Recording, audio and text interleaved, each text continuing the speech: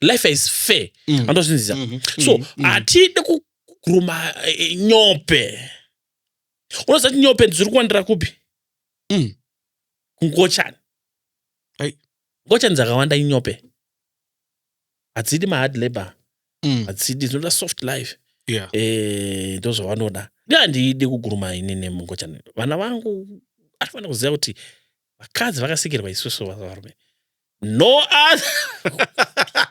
other way.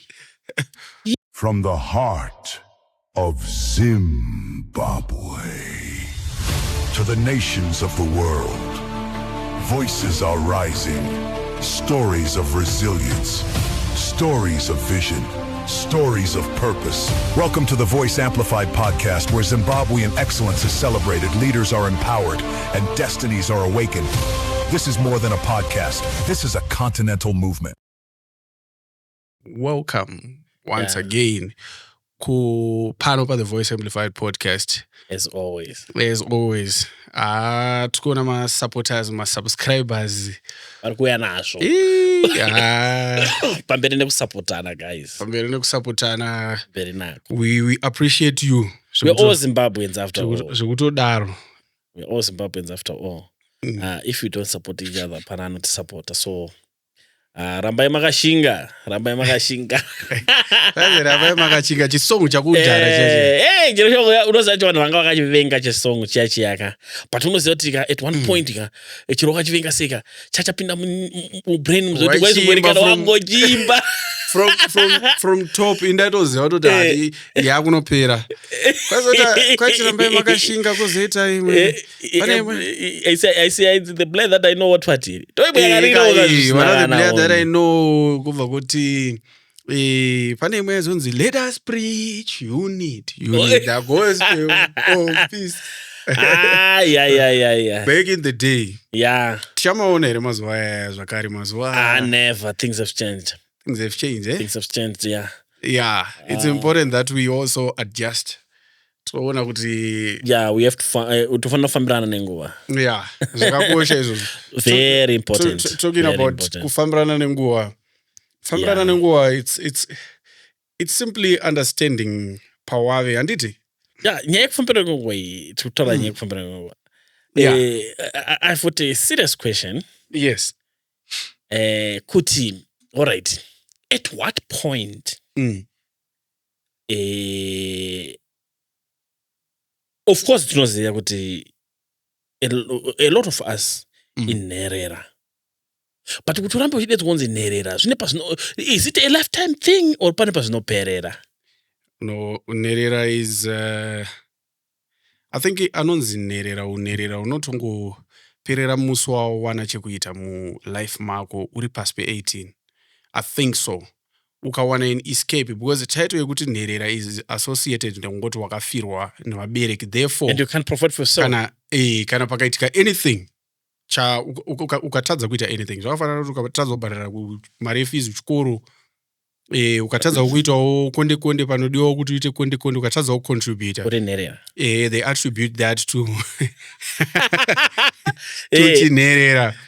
Ndosaka zvichizonzi tuma DJ tuchinherera. Ndetwe nhamo. Ndetwe nhamo. You understand? So you are likely going to go through poverty kana vabereki vako vasipo usati wasvika pazera rekuti unokwanisa kuzvishandira. Yes. But unoona kuti shika pane macases akawanda tiri kunzwa iko kuti unoona na vamwe vakuru chaivo ka vachiri ngokurema kuti ndiri nherera. Uri nherera. So what? Alright. Do you know kuti kune vamwe vanhu vanotorera maparents ese vari kurarama upenyu hwechinherera iyoyo? Zvoreva kuti vari kutotambura. Andozvinzwa, asi maparents ese aripo. Zvoreva kuti alright, it's just a term to refer you kana wakafirwa. Maparents. But harisi term rekudetermine your future. Yeah. Andozvinzisa. And rine panofanira kugumira. Inini I believe it at 18 when you start 19 and above, you're no longer nherera. Because just that whether ndina mubereki kana kuti handina, I become a hustler. Yeah. And for myself, wakutenderwa kushanda wakutenderwa kushanda zviri pamutemo uchizvifida take care of yourself anditika because we can't have my 30-year-old, my 35, 40 years.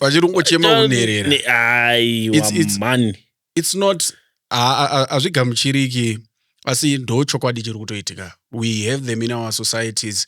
I think kumhuri nemhuri hautomboshayiwi one wamunoti uyu ari kurarama chinherera. Even vabereki vacho aripo ari kurarama chinherera ava munhu mukuru but ari kunonoka kuadjusta muupenyu kuti achiona kuti unoona chinherera nekuve mwana nekufila kuti ndiri mwana zvinenge zvinofambidzana uzvinzisa people they're failing to differentiate the two uri nherera uri mwana pane kuti nini ndiri mwana wamai vangu handitika kozoita futi kuti ndiri mwana handitika ekuti ndoramba chikutitirwa ngemwana and an adult wakutitirwa kunge mwana kunge uri nherera. Yes, because ukada kutasaka tine vanhu vama-adults akawanda who are behaving like kids. Zvekuti izvo zvisoka they cannot hustle. Vari kugara padeni pema-parents andosinza vamwe vacho roma 40 vasina chavaromboita chine musoro.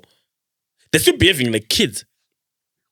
Chingava chii chinokonzeresa that? I think it's a pandemic, especially back home. I'm telling you, because we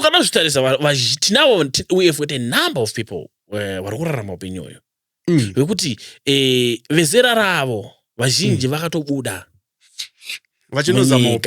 vachinozama upenyu. Vamwe havana kubuda munyika asi vakaenda vakatonokorokoza somewhere. Handitika then tinavo ivavo vekuti padeni pana mhomuzi avabve. Because why? Chinogona kunge chichiitika ndechekuda iso pamwe vazhinji vacho ana mhomuzi wavo ndevane their own houses. Andozvinzwisisa. So these guys they know kuti there's no hustle of paying marendos tikwanise kunge chikafu chacho atenge. Andozvinzwisisa. Esilongo ari pamba padeni pamhomuzi unozoti iwe mhomu chero ukaitika 100 iwe mhomuzi wako ari wapenyu vanongoramba kutrita ngemwana because uri mwana kwavari uri mwana wavo. Andozvinzwisisa. But you're no longer a kid. Hauchazi mwana shamwari. Yes. You are an adult. Anfananga akutofidwa amai vaivayo. But we have got those people in our society. Don't you think kuti zvinogona kudaro vabereki vedu vari partly to blame? Because inini I think vabereki vanotoudza vana kuti shamwari ita uchita plan. Especially vana vakomana. Vana vasikana maybe togona kunzwisisa kuti maybe in most cases they're vulnerable. They are at receiving end in most cases. But ona mbereki wako ambofaka kurasa regardless of what. But mubereki also anofanira kuziva kuti inini ndine mwana mukomana.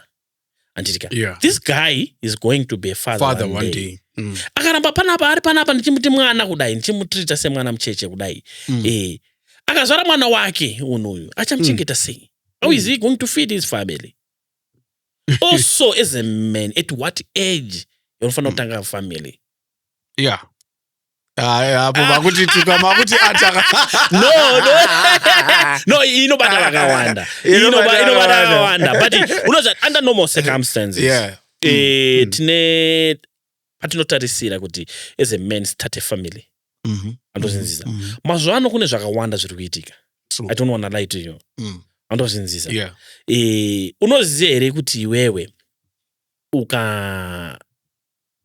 ukanyanyo womera nenyaya yekuroora unosvika pakurealize kuti kuroora hakuna kana basa. Unoziva here?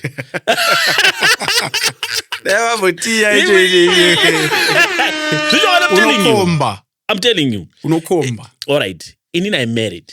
I married yanchetaura ndakarona. Anoona manje. But ndisina kuroora ipapo. pamwe ndingadai ndisina kutomborora right now. Why? Because ndakazorealize kuti there's nothing fancy About getting married. Oh, so meaning kuti mazera atave ayaya obvious vanhu vatinge takutamba navo ka vanhu vakatoroora and tikada kuzotarisisa manje kuti what are they really going through. Unoziva kuti kuroora hakusi fancy. But tofanira kuroora. Pane time yekuti unofanira kuti uroora. Unoziva pane patiri papeak tichida vanhu zvisingaite. Yeah. Tosvika patiri takuti hatina basa navo vanhu ava. Yeah. Anozvinzisa. Because iwewe unoona kuti right now wakamboenda downtown Joburg. Yeah. Wamuvura neko. I understand kuri kuenda nyenye. Zvandiwadza kutaura ndezvekuti in most cases chandisingakwanise kuzviitira ini kuzvara vana. Anditika ukazozvirealize izvozvo wapfuura nguva yekunge uri papikika auroore. Hauchatorori. Unoziva here kuti kune vakadzi vakawanda who are willing kunomboreswa newe chete. And that's it. If you realize kuti zviriko izvozvo and wanonoka kuroora anditika and iwewe uri pamba pevabereki uchirarama chinherera chako ichocho zvinoita izvozvo hazvisobudi hazvife zvakabuda. Saka dambudziko iriri riri kuwanikwa kuvana vakomana kazhinji and hapaziripo here patakarasika sevanhu vatema pakuti vana sekuru hatisina madzisekuru airaira, hakusina matare evana komana aigarwa kuti I think muno muSouth Africa vachiri kuzviita zvinobetsera zve zvavanoita zve vachienda kuinitiation what chichiye. It's very important. What they are discussing there. Do you know what they are? But most of those guys, vanorora. Most of those guys, they get married. Saka iriri team ende vanika ukatosangana nemazulu mazhinji. Unotonzwa even matauriro avo, ukatomubvunza unotonzwa kuti uyu akaenda kuinitiation. Ukasangana even ne team rekuLimpopo akaenda kuinitiation school. Unotonzwa kuti language dzakatosiyana. Why? Because vakawana nguva nevakuru vanenge vakavatsura ende munoona kuti age yacho yekutsurwa vari mateenager. Unonzwisisa kana uchinge wakomba manje hazvichabudi hazvichapinda zvinopinda neuku zvatombopinda hazvichatopindi wakatovharika. So inini I think unoona kuti chinhu kutanga mhuri vanhu mazuvano vakutaura kuti inyaya yekuti vanhu vanenge vachita satana nemari, but money is not everything. Kutanga mhuri kupfuma kunokubatira munzira. Unoziva here kuti mumwe munhu anga ari murombo pesa apa achingotambudzika chete achitambudzika vasitanga kuita mari at 40. So iwe wotadza kuita mari pamwe Mwari akati iwewe uchaita mari at 40.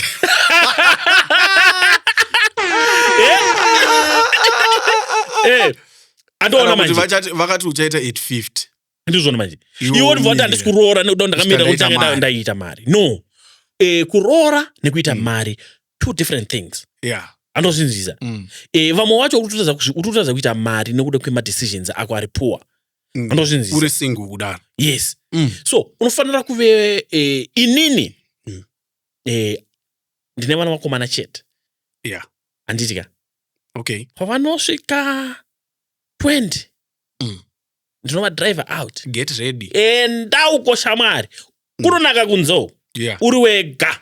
And I love the model that you, to our listeners, of course, this one is more personal, but I understand him better than most of you. I love the model that you use when it comes to your children. You want them to be part of anything that you are doing. Yes. Kuti vazive kuti muupenyu mari yatiri kudya padheni, grocery haisi kunongwa zvinoshandirwa. Yes. So I think that is the model that is supposed to be adopted by most parents, because kuti uzongoti mwana wako usina kumudzidzisa, haana kuenda ku any initiation school, hauna kumuraisa in a way yekuti by 20 anofanira kunge akurwa pasi, haasi kutomboziva life. Anoizira inenge iri risk kuti umuti asvika 20 otomuti shamwari gadzirira ruwe pasi. So zvinhu izvi hazvifaniri kutanga vabereki are supposed to be part of this conversation. Yes. Hadzifaniri kutanga because atove 18, atove 19. Unotomukudza mbichana munzira dzinoita kuti akasire unoona zviri kuitika why izvo zviri kuita maparents akazoblamwa. Tine kakunyanya kune handisi kuti rudo ini semubereki. Unoza ndikazvara mwana. Ndakatozvara mwana ndatokutoda kuzvara mwana iye ndinomuda. So and andifanira kumubata sezai. Because the world ndichazomusiya achienda kunze uko hakusi fair. Zvinhu zvese zvinoitika kunze uko hazvisi fair. Life is fair. Andozvinzisa. So hatide kuguruma Nyope. Unoziva kuti Nyope dziri kuwandira kupi? Kungochani. Ngochani dzakawanda iNyope. Hadzidi mahard labor. Hadzidi dzinoda soft life. Ndozvavanoda. Andozvona manje vachizoita sei zvavanenge vachiita zveya soft life. Handidi kuguruma inini mungochani. Vana vangu anofanira kuziva kuti vakadzi vakasikirwa isusu varume. No other way. Yes. Yeah. No other way. And vakadzi vacho vanotoda kuti iwe unge uchishanda. Do something. You must be strong. Unoziva kuti inini ndakatanga kuhasla. Nandiri kuma 17. Yeah. Kupinda mustreet. Kupinda mustreet umu? Yes. Zvinhu zvanga zvisina kumira zvakanaka. Handozvinzisa. Ndaihasila zvitori. I can relate. Ndaihasila zvitori serious. Handozvona manje. Yeah. Yes. Kusvika ndazonyatsoona kuti no, level iri rinofanira kuchidai so. And the decision yekubva kuZimbabwe, it was my own decision. Maparents angu asingade. Ndakatowana inini ndato ready. Kuti ndakatozongoratidza inini passport yangu inini kuti ndatoona. Pandakatontora passport wangu wasingazivi ndine passport. You know kana usina mbobvira waita chinjiri against vabereki vako. Because vabereki vako vanenge vachida vane pfungwa dzavanenge vanadzo pamusoro pako. Saka vanenge life so inzwa unodza mubereki wako anokutyira shamwari. Yeah. Vanofunga kuti wewe you are not designed for harsh weather. For harsh life. Anditika so vanokuda vanokudisisa. So they can't let you go kunze kuti unosangana nemavouchers. Yeah. But vasingatoziva kuti ndozvo unotoda iwewe. You need to go out there unosangana nezvakaipa zvese zviri kunze uko. Zvichakusimbisa and zvichaita kuti baba ready for life. So, but now imagine iwewe you are at 35. Uchiri kupretenda kuve mwana. Uchiri kubehave like mwana pateni. Pateni uri mwana wepo. Anditika. But uchazi mwana iwewe. Andozvinzisa. So, uda unoita. Unoza inini, this is what I want. Yes. Chero ndakaita dzimba dzakaita sei. Unless kana pale pamba ndinogara inini. Andozvinzisa. Ndipe vana vangu. Yeah. Anditika. Vanofanira kuziva kuti as long inini namai vacho tichiri vapenyu. Ndepedu.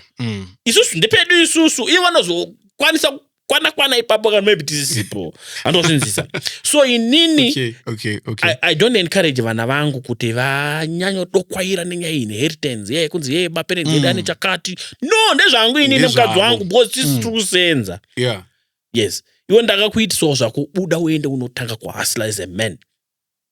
It is very important. Ndozvinzisa. As a man unofanira kutanga kunohasla. Tine age yekutanga kuhasla. Yeah. Andozvona manje. Izvangoti padheni musi wandakabuda. Ndangobuda ndikaperekedza muvesi wangu. We were in Kwekwe by then. Ndangobuda ndikamuperekedza kuHarare. Makusei naye. Midday kuma 11 kuku. Ndakati pandakangonopinda muHarare kanenge I think kanga kechi 7 chipindamo.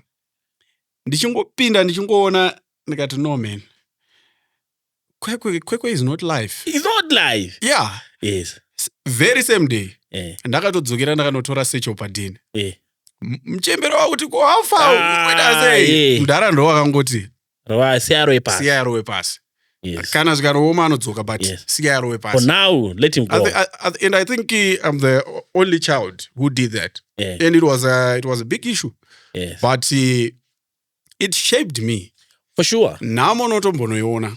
Ayo, unoza kuti as a man panepa artist tese tofana kutambura. Yeah. Bozo unoza kuti vamwe like maparents edu vamwe vedu vane maparents akavagadzira life kudhara zvekuti chero akada kufunga kutambura nhamo inotomusema inotiza paari andozoona manje akwanisa kutambudzika zvitongani because life yakatogadzirwa zvakanaka kwaari kwese kwaenda zvinhu zvinenge zviita zvichiflowa handitika kozoita vamwe vekuti hauna wako you need to go out there and start hustling at what age inini I believe kuti as a man paunongonotanga from 18 going up 17 18 going up handitika this streetwise ugara padeni comfort zone yakaipa yakaipa andozvinziza I lost a lot of opportunities I'm not going to mention my names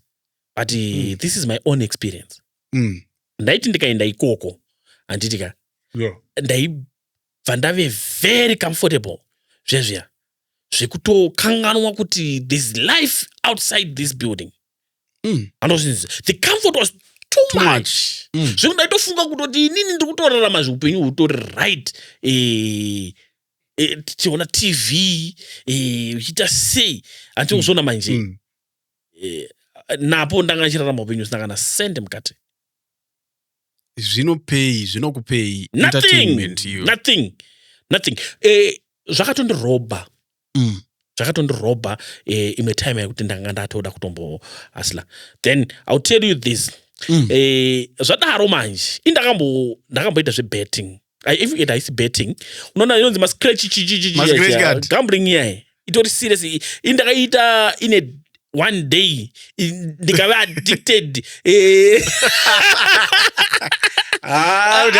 makasvina chindege chepabeba I'm telling you okay this is what happens anditika yes ndina vamwe kulezi vangu vaisenzera mutonasi taiwirana zvisingaite so vaitita mfana uya kuno he wanted aitovada kutidzidzisa vanga vasingadedzi kuzondipa mari uya uswere nesu kuno uchiona zvatiri kuita vaihasla zvinhu zvanga zvakatinya urunzwa muzimbabwe zvanga zvakaita sei zvanga zvakatinya zvisingaite ipapo so vaindidedza paipa so this is what I did ndakabva kuden ndaigara ndega alone yes brother wangu anga asipo in fact ane kwaaitogarawo arega momuzi wanga vasipo saka ndindai so most of the time ndaigara ndiri ndega azona manje so kahavu bajura yes vandafunga rimwe tai ndakambondiswena tina kules paya vanhu vandapfuura andikuona kuti pinda mutonazi pane inonzi chibva pajoina city paya pane apa pano isiti townhouse patownhouse handitika chibva pajoina city paya pane ningirikinzamba pane kabuilding kari mukatu pane parked this side opposite parked iko kabuilding kake pakatotangira apa pane panoitwa zve-scratch so ndipe government pe city council ipapo ndopandakanotenga scratch makadi unoziva makadzi azvanoita rinoti pano uona paine 100 ndobva yakudhingura panabuda kana 80 zvinobva zvakupanga kamentality kefunga kuti ndapadhuze ndakatanga nekadi 1 ndikati panapo ura ndatomboda namba iyi ndiri padhuze handiti ndikanditenge futi rimwe kadi andakada kuti ndirege mani vakati ikandidai so unoziva vandaita sei vandauina kamari kadiki kuti nditenge futi rimwe kadi apa ndandada kutobuda andozona manje before I know it man is gone handisina kana send rebhazi rekuchedzokera kuden vandaita sei vanapoti paipa ndakagara paipa ndakaenda vana coolers atanoswera paipa ndasvika pana coolers ndaipi so handina kana mari yekudzokera pa10 ndipei mari yebhasi asikomfana vauya tona zosina mari yebhasi vaita sei kana hase kuti don't ask a lot just give me mari yebhasi ndidzokere pa10 ndinouya alright but ubva waenda pa10 alright abva ndipachi mari yayo yeshe yekuenda pa10 andida kutaura wanzwa sirive ndakada kutaura kuti ndakapinda njuga vanava ndava addicted the very same day vayandirova zvekundirova zveya zvanjuga iyaiya vandasara risina kana chinhu. Vandanopiwa futi mari yebhazi apo yekuti ndiende padheni. Vandafunga kuita sei? Kuneroera futi wambinyi. Guess what I did? I went back paipa nemari yandapiwa yebhazi yaya. Addicted. Ndikutaura ndakapinduka nenjuga idzi kaidzi. One day ka. Same mari yekombi yekuendesa padheni. Amuziwa ndaifamba ndikukutaurira. But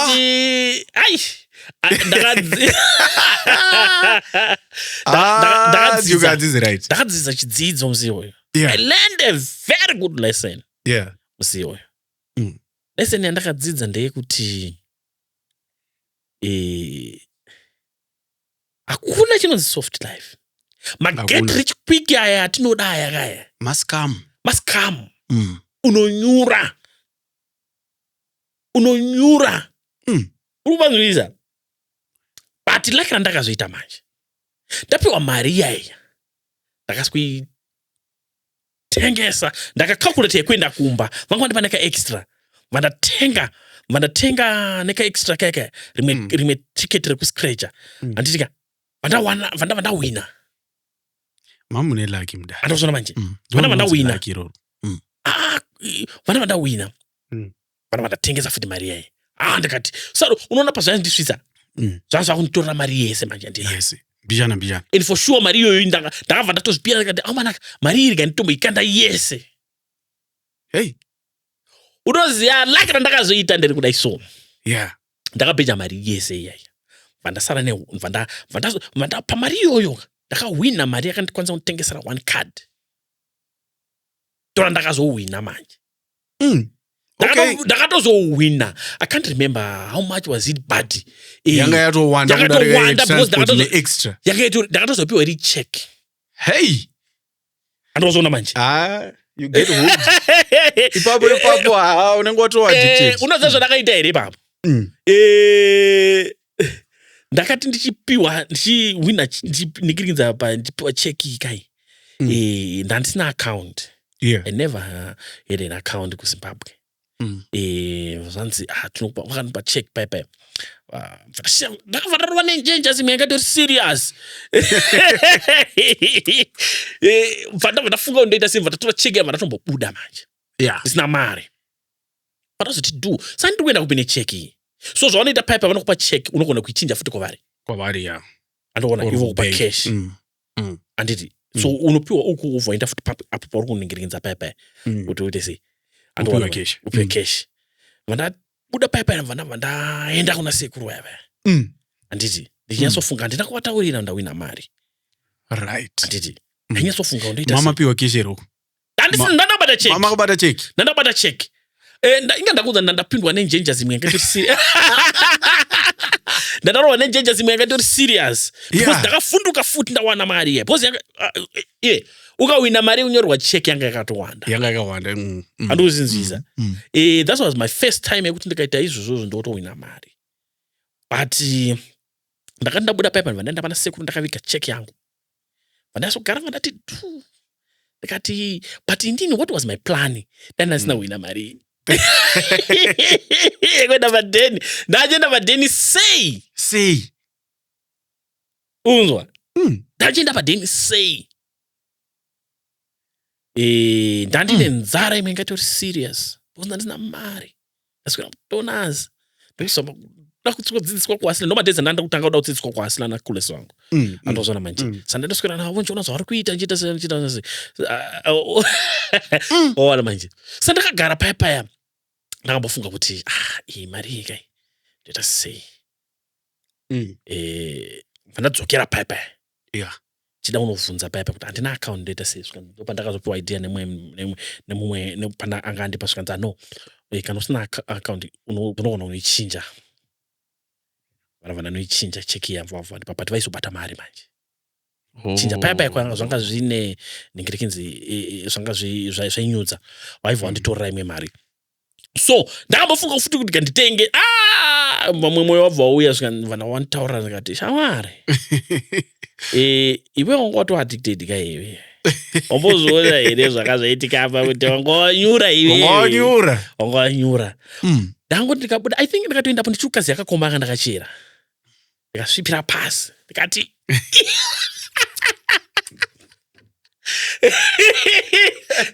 paripo pandakachera kakomba ndikasvipira ndikati izvi kwete, this is not it. Handipamidze futi zvinhu zvakaita zizvi, I will never repeat it, never, because zvandakaona ipapo ka experience yandakatora ipapo ka it was serious. So vanogambula vaya it's at your own risk. Yeah.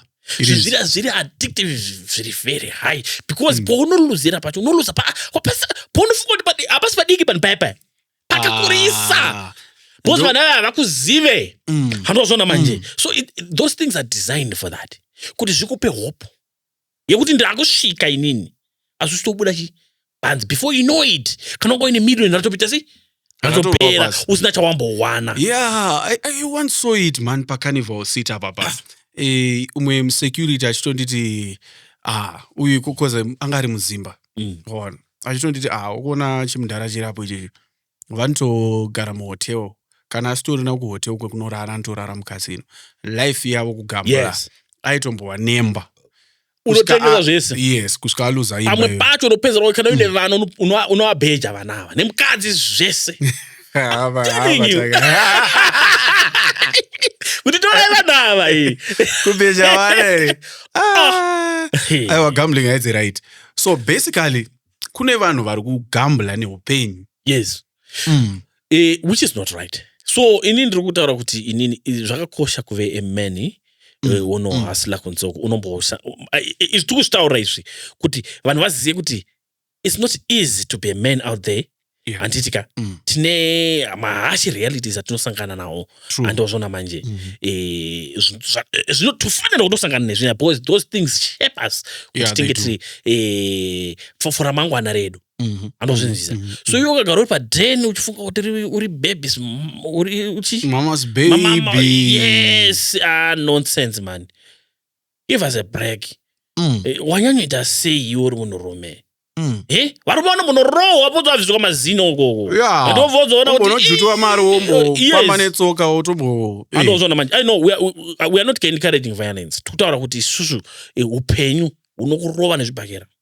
Andozvona manje. Utombokubvumburudza zvezve. Patime yaunomuka kaubva wasoona kuti vakomana chero ndasara ndiri mupenyu rega ndichitiza. Wamboona ukaenda kure. Unoona kudyiwa ikokoka zvokuti unobva kochitiza ungoti chero ndasara ndiri mupenyu, boza rakatisa ndikudya newe futi. Pane vaida kutiza muzino uyu vakabatwa vhudzi vatoona vatombo. Yes, because uri rinodya newe futi kana zvinge zvatonetsa, unoziva izvo. Unotobva kuchitiza kuzoti mwana chero ndadya ri mari chete indasara ndiri mupenyu, munhu angachatodya neni futi uyu. Zvinoitika izvozvo. So vanhu asi makambopfuura newe ndakambosangana navanhu. Unoona kuti upenyu we have learned a lot. We've learned a lot. Inangu I don't want to lie to you. Kana to our listeners vanotozviziva. A lot of men vanozviziva. Vatitaura izvi tinosangana nazvo zvatisangana no bosi tikachitsvaga tichitsvaga. So zvinhu zvatinosangana nazvo soka hazvisi right. You know, to imagine kuti I think 2006-7 yes ndakatomboenda kumine uchida unoone ndikatombopiwa tumasororo exactly takatombonogiga mukute chichichichi zvakaoma zvakaoma that time. And by then isu taitofunga kuti maybe kamari kasina basa dzimwe nguva yatongoya nako tongopa mama kana $3 kawaita but not realizing kuti title, that's how we got shaped to become. Wakatotanga kwe hustler. Tatotanga kuti wama hustler waya. Wekufuka apa muna ngonononga. Atozera manje. But that's how we started. Yeah. So guys, zvakakosha kuve mwana kumba kwenyu. But utorambe uri mudhoni padheni. Uchingori mwana, uchingobheva ngemwana. Uchita sei. Plus ukana uri murume kurumidza kuti avana. Andozvona manje unogona kuzorereza pamberi apa kuti hapana, there's nothing fancy about it, because munhu wese vakadzi vazhinji ava vakava ukave good looking guy uchigona kutsvetsva zvakanaka vanouya vega vachida kutokuitira vana ende vamwe vacho vasingatombode kuroorwa newe andozvinzvisa it's a reality yatinozosangana nayo pamberi apo kuti mana sandakakurumidzireiko kana zvinhu zvakadai zviri kwezvi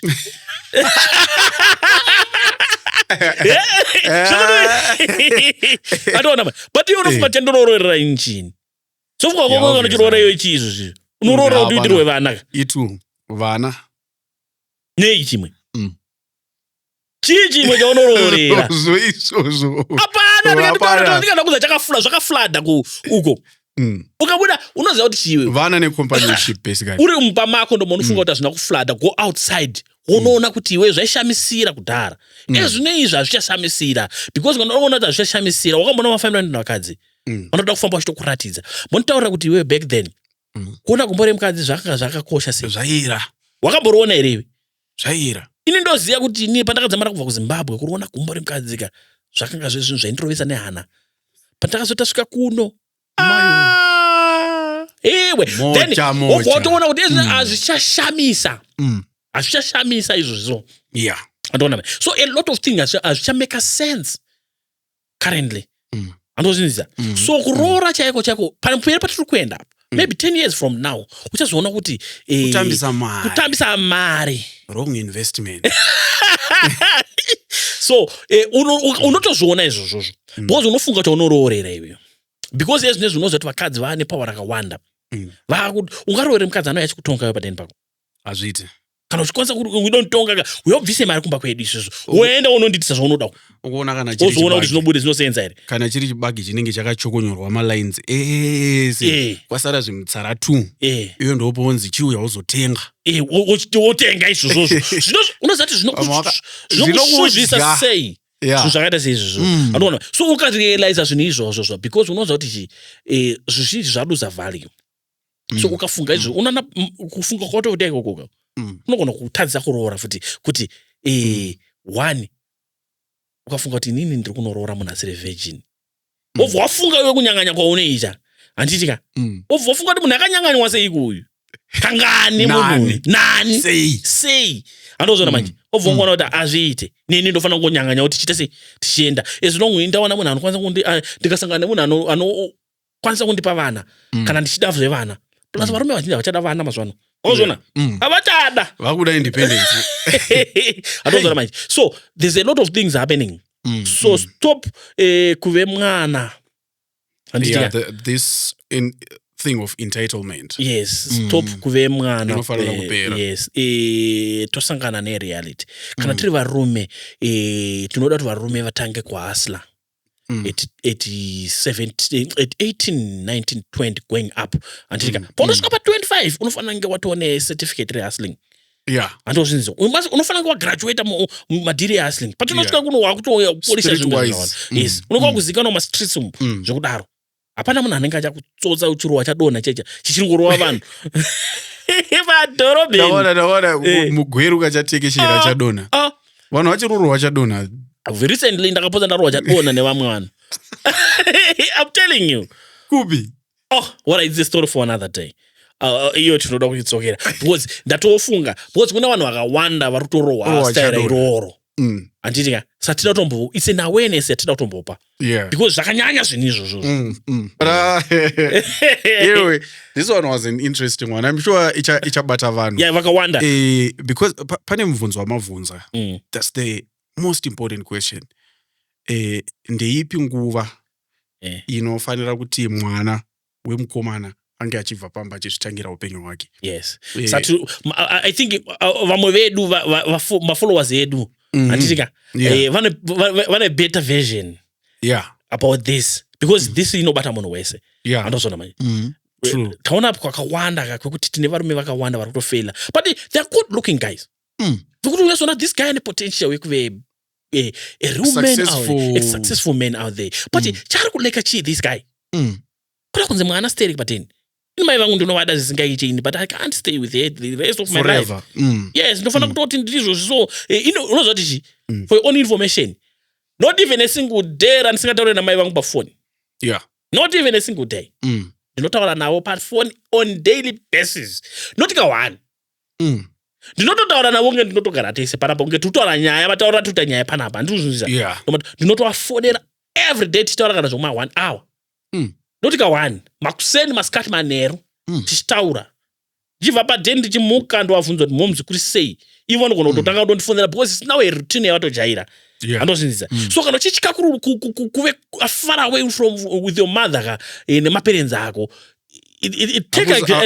akusi kutya kuva far away. Yes, take this is an example and you take ningiri kunzi found manotsi kubva kwandiri fonera mai vako every time uchitaura navo kunge vari padhuze newe andozvona so that you don't miss it. Andozvinzisa but unofanira kuve une time yekuti unohasila uchita take care of your mother vanotodawo kuti uite take care of her. Yes. Andozvinzisa as a man then vakadzi vakuhasirawo mazuva ano but we cannot encourage them because we can't push them kunze uku kuri harsh for vakadzi they are not designed for makava ari kunze yes vazhinji vavona vanhumburiswa variko kunze ikoko before they know it vanozochangamuka when it's too late. Andozvona manje ende panomwe mubvunzo unogona kuvapo I think ngatibva tatopindura kuti zvimwe kuda mwana anogona achiri kuenda kuuniversity kana kuti achiri kuchikoro kune vana vanotosvika 25 years achiri kuenda kuchikoro so what's the advice that you are going to give to those kids?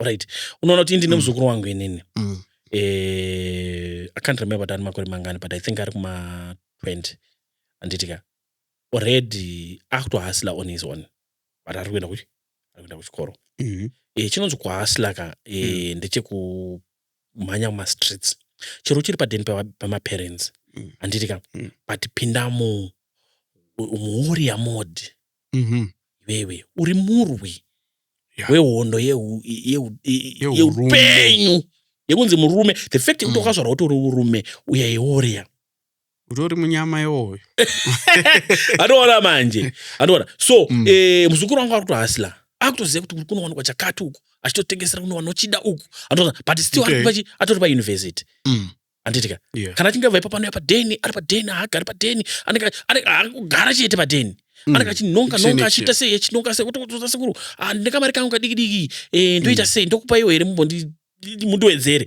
tumira muzukuru ndikuwedzere munhu akadai ndinonakirwa ndekutomubatsira because ndotoona kuti mufana ari kuzama but still ari kuenda kuchikoro andozvona so unofanira kukurumidza unogara wega chiro chiri kuenda kuchikoro asi kuti kwanisa kunge uchiningirinza inini semubereki ndogona kubhadhara mwana wangu kuchikoro but kana achinge akwanisa kuhasila zvekuti akwanisa kunozvibhadhara pake apartment yakega ndinomumisirichi goshamwari unogara but fees ndechikubhadharira ke ndogona kuti tutori ikoko ndogona kuti kubatsira futi kubhadhara rende yacho ikoko kana chikwanisa nekukutengera chikafu uri kupi uri ikoko I need you kuti udzidze upenyu andozvona manje wega because zvakawanda zvaunofanira kusangana nazvo isi takatanga kunyanganya tiri kudhara tisatambo kunyanganya andozvona manje unoona kuti iwewe tinokura zvakasiyana muupenyu. True. Yes, vamwe wedu vakatanga kuti unoziva vamwe wedu vakatanga kuti mabhebhi vari kuma 10 years atozvona manje tikada kuzotanga kutaura makore acho atakatanga vachinyanganya atozvona manje so zvekuti uenda kuchikoro hazvikutadzise kuti uve man hazvikutadzise kuva murume hazvikutadzise kuve murume because wakatozvarwa uri murume so apo wakwanisa kunge pane paunenge uchiri kunzi maparents anowo usadaro usaende uko but pane paunotanga kuti imagine kana kuti gara uri lese unogara kwaharare but unodzidza kumusu uri wega uko nekunyanganya kunonyanganywa kako unonga usinganyanganya iwe msuka Midlands whatever university yes unenge uchinyanganya big time so now chitaurira iwe kuti iwewe wozobva ipapo wotadza kuti hanzvanzi iwewe hausati wakuziva kuti unogarwa wega watorarama upenyu wacho iwoyo unenge utori baba uri because you are catering for these ladies vakadzi vari vanokokota mari especially ku-MSU neku-UZ unoona nasi tine kumwe kumasvingo Great Zimbabwe hakuri nani MSU aiwa but alright the bottom line is tida kuti tinyatsonzwisisa kuti wakomana at what age yaunofanira kumira kunzi uri nherera and also at what age yaunotanga kuve of course kuve mwana wapamba penyu haumiri but kuve mwana handitika kunzi mwana uyu zvinoperera papi toda kuti mafollowers edu ambotudzawo kuti zvakamira sei vari kusangana nazvo sei mwana neunherera unoperera pai yeah I think it's a very mwana neumwana zvakasiyana yes mwana wamai vangu uyu ana umwana inyope childish andoona manje so tinavo vanhu vanotori nevanhu vari kushaya zvati vaita sei vanodikanwa zvakanyanyisa andozona manje zviri extraordinary kumwe kwacho hakusitori kudiwa unoona kuti mubereki anenge atoona kutoti uyu ana future munhu ndikasatomuda kuti agare iri panapa munhu uyu kauyu deachanoita ngochani ai ini ndakangara nditaure ini ndinobhilivha kuvanhu 2 vakadzi nevarume zvimwe zvese izvo drama rega I don't believe in that. Pane vakataurwa vari kutaurwa kwanzi ma-intersex no variko vanhu vanozvarwa vakadaro andozvona manje but unoziva kuti inini ndinogona kune kwazvakawandira okay kune kwazvakawandira izvo zvinhu zviya andozvinzvisa kune kwazvinotozowandira kune kwazvinowandira saka niwe choose kwazvakawandira ndokuseti kwako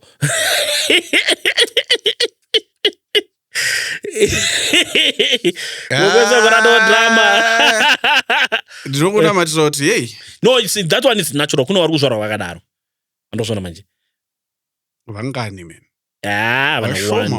vana kuwandisa no zvinotonengerekedza zvine zvakadhakwa anyway tatandara pano nhasi zvanhasi tichauya neimwe update takamirira macomments uko samazuva ose rambai muchilaika muchishare muchisubscribe content yedu ndiyoyo kana pane zvimwe zvamoda kuti tinge tichitaura munongotitumirawo isusu we are open for everything we are open for business tinotaura anything like Zimbabwe and I think next episode ndopa tichadiscussa nyaya yema-investments anditi yes no we need to get in touch nevanhu vedu tavaregera kwenguva refu but tine something chiri very very